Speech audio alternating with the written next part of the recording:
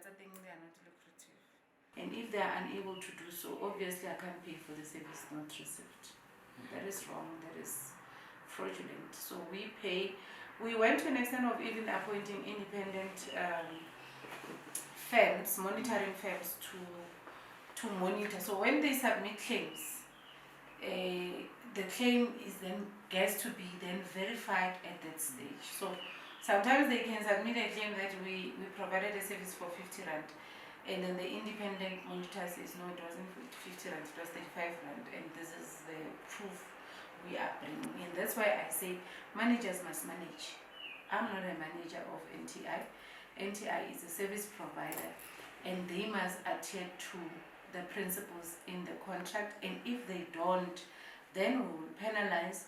And if they continue disrupting services, they will push us to then take drastic steps. And part of those processes we are setting ourselves to is to make sure that we communicate and converse with our counterparts in the Northwest to make them aware of some of the challenges that people of Gauteng are faced with from their entity. We've put a tight program because remember now I'm pressured to make a determination, and obviously there's things that we must prove that for ourselves. Will we ever get an effective quality service from the Northwest?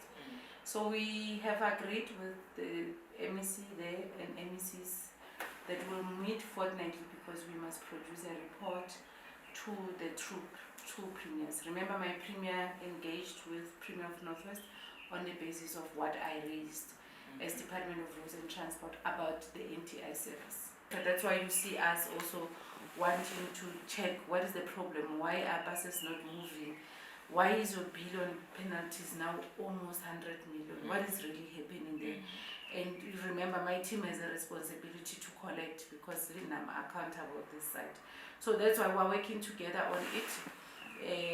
I've got a team of officials that are willing to assist, both from our Treasury as well as Department of Roads and Transport and our entities in Gauteng.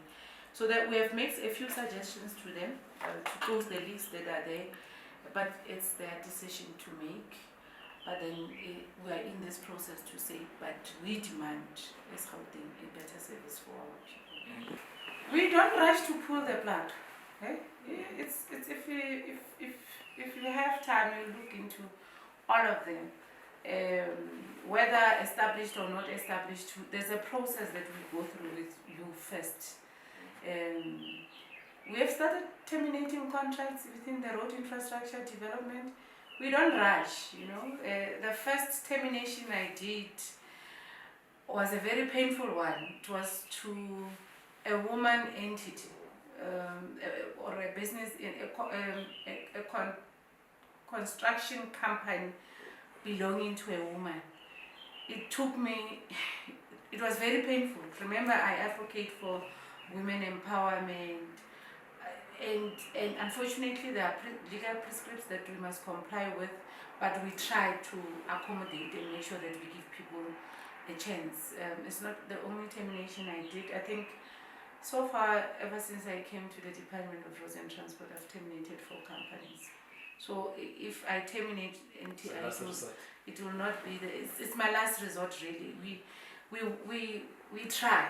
And I think this woman company, and one of the things, I'm not reaching tires on women. That's why it was so painful, and that's why I even said to the team, can we check and investigate what is the challenge so that we assist them. Part of the issues is people must avoid being tempted to buy gradings, because once you say you are a level 9, there's expectations and there's standard operating procedures on how you get treated. And when you say you are at level 9 and you are not level 9, you are at level 8 or 4 or 5, or regulate the other things, or because of COVID, people are starting to struggle.